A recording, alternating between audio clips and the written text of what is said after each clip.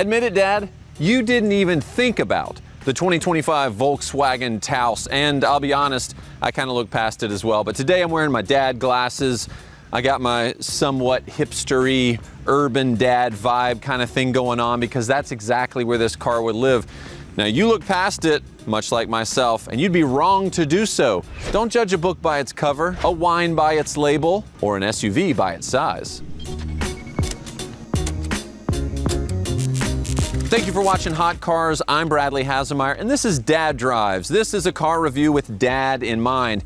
And with Dad in mind, that's why you've got to take a look at this 2025 Volkswagen Taos. Now, like I said before, you probably missed it. You probably weren't considering it. Maybe you were thinking Tiguan, probably you were thinking Atlas, but I'm really impressed with this. And that's also because I'm a little bit jaded, because I've been fortunate enough recently to drive some six-figure cars. I had the 2026 Escalade IQ. That's $130,000. I had the Mercedes Maybach GLS 600, $200,000. And wait.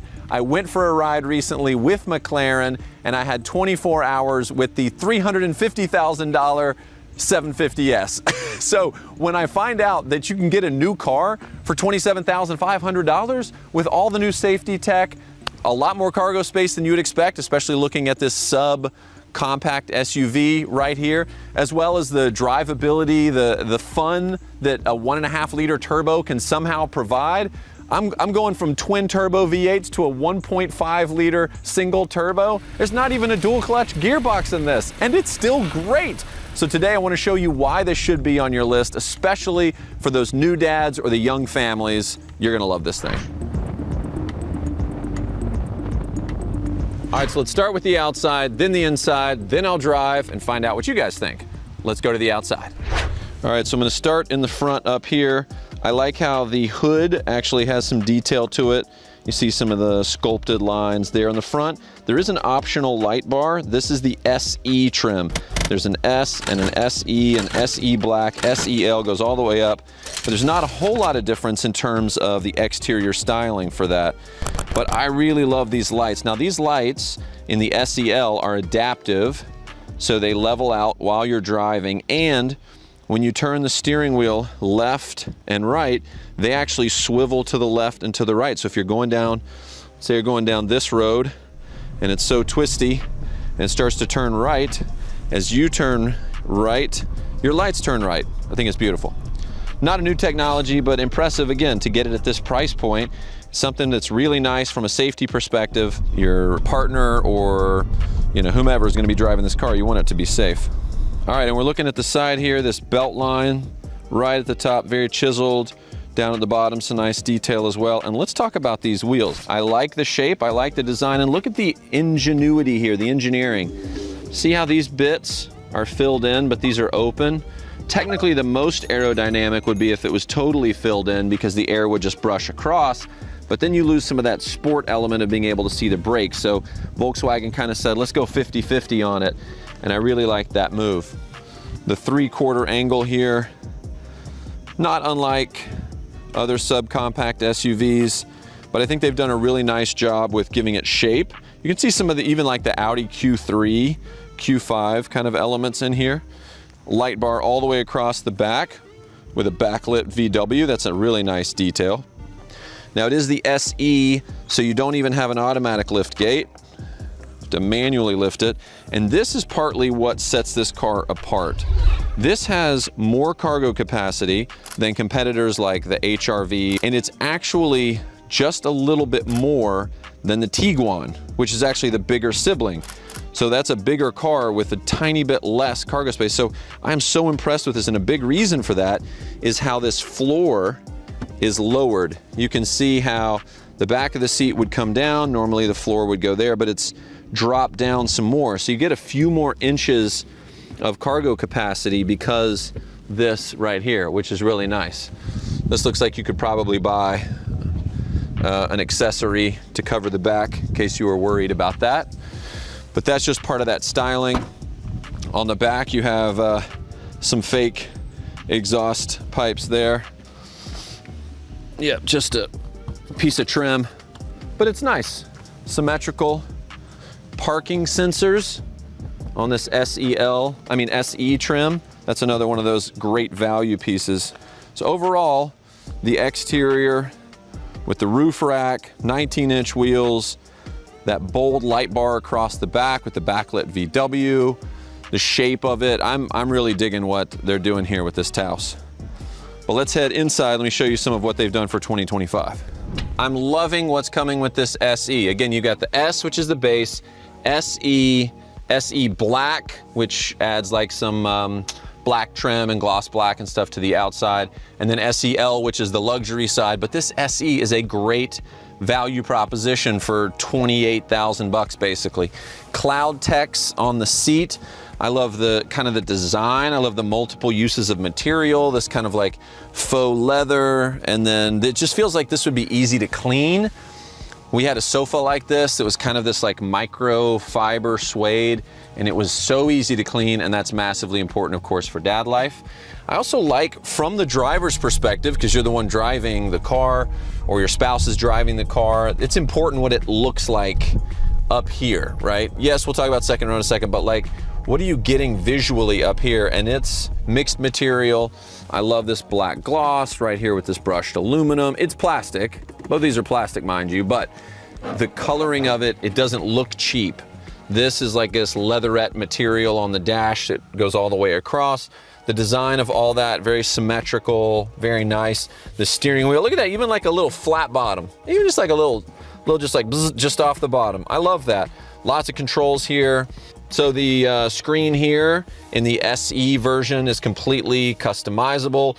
I can adjust on the right side and the left side. I can change the various views of what I'm getting on the dash. Flipping through, I can adjust, oh, let me pick the right side. I'm on distance time. I can go down to average speed or navigation.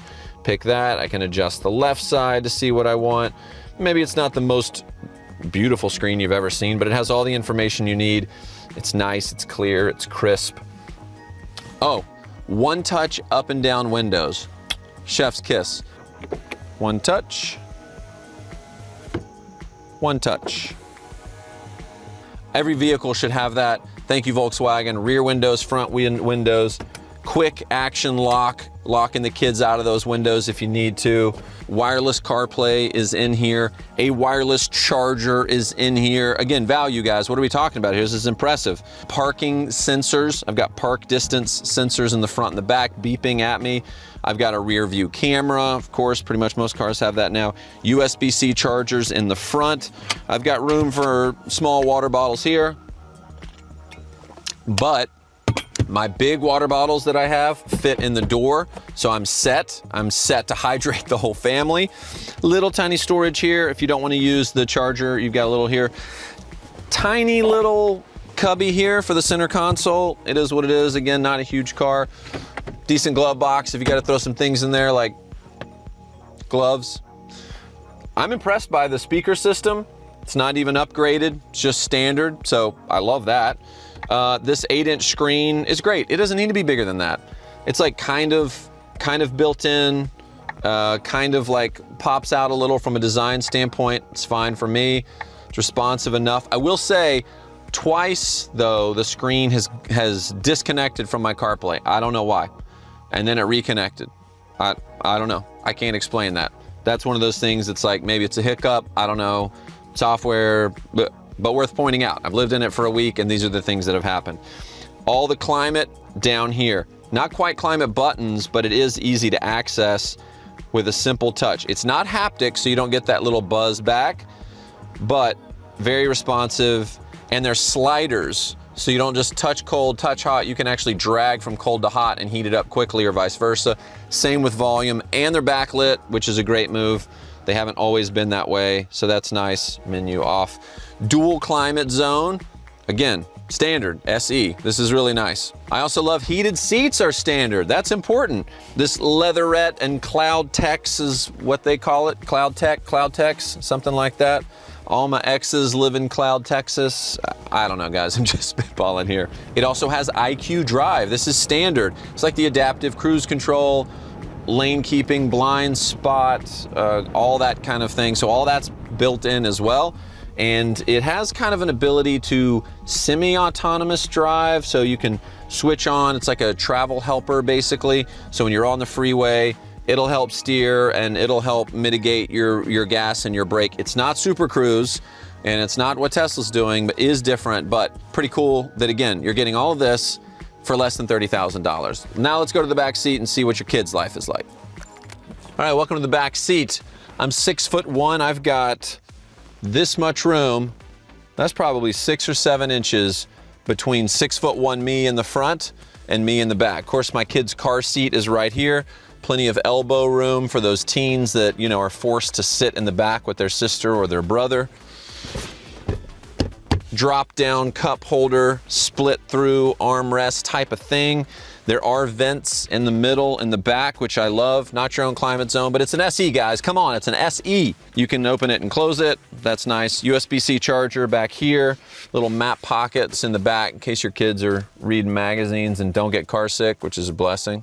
In terms of headroom, plenty of headroom. Again, the shape of this vehicle really lends itself well to legroom, headroom. It's not trying to be super sporty with like a slick back. Fairly boxy, and that's great for dad life. And from a design standpoint, one of the most impressive features here is how deep the floor goes. It's able to go that much further down, and that's super valuable because that would be my legs up here, but now it's so much more comfortable, and that's throughout the car. So that's part of that design that helps the vehicle feel bigger, actually is bigger on the inside than you would expect from the outside. So kudos to Volkswagen for putting that in.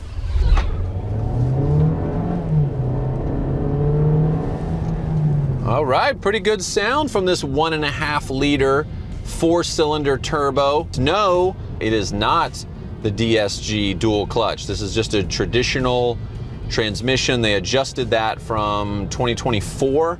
I think they did have the DSG, but they don't anymore. I'm not sure if that was a weight thing for efficiency or if people just didn't like that transmission, but it is what it is.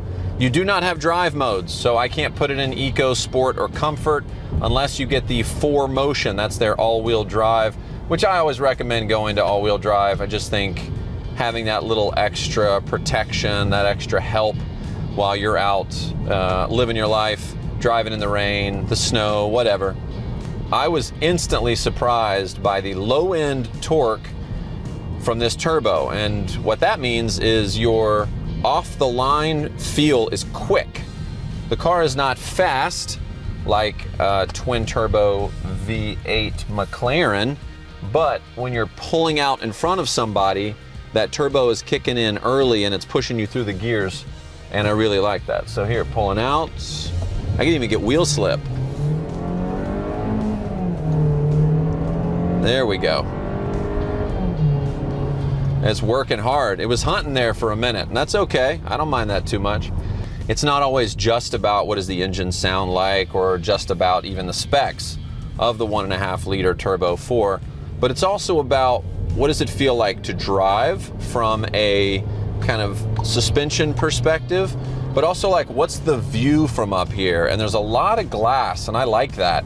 Partly that's in the design of the vehicle, right? When you look at the profile, you can see how the somewhat boxiness of this really lends itself well to having great visibility. But I've got great visibility all around. Of course, that C-pillar in the back, which is basically the piece that is the end of the car where the hatch opens up, that's terrible in almost any car. It's not awful here because there are windows back there, as if there was going to be a third row, but there's not. So that's kind of a nice element of just also greenhouse bringing in more light. You can get a pano roof. This one obviously does not have the pano roof, but that is an option. The car feels like it's still in control. It's got all the nannies, you know, like your traction control and all of those things are going to come in handy, especially if it's just front wheel drive. It's kind of fun. I'm kind of like drifting it down the lane here. That's pretty cool. I like that. The interior feels spacious enough, and yet you're not having to pay for all that extra real estate. And real estate is expensive. It is worth noting there's a little bit of turbo lag. That's to be expected. It's probably a small turbo. The engine is small. I mean, it looks like you could almost store stuff in the frunk. But overall, I like the engine and transmission combination. All right, Dad, so what do you think? Was I right that we were wrong to look past the 2025 Volkswagen Taos? I think I was. So hopefully this helps you make a better buying decision. Maybe this ends up on your list. If you're somebody with a small family or you're a new parent and you don't have the scratch of someone who's in their 40s or 50s because they've been well established, but you need something safe, this is a fantastic option. Or if you live in a place like New York, we lived in Brooklyn for a few years, this would have been a perfect vehicle for that. Easy to park, great size. Oh, fuel economy. I mean, how about 36 mpg on the freeway and 400 more miles worth of range? You're not even having to stop that much. I don't know, this has really impressed me and I love it. So thanks for watching Hot Cars. Make sure you subscribe to our socials. Make sure you subscribe to my socials at Hasemeyer on TikTok, BHaz on Instagram. So glad I could bring you this car and definitely curious your thoughts, huh? Is this something you would consider? Does this fit your lifestyle? All under 30,000 for a brand new car? I'm like, yo, Volkswagen, very good. Das ist a good car, very good up there. Okay, until next time, gots to go.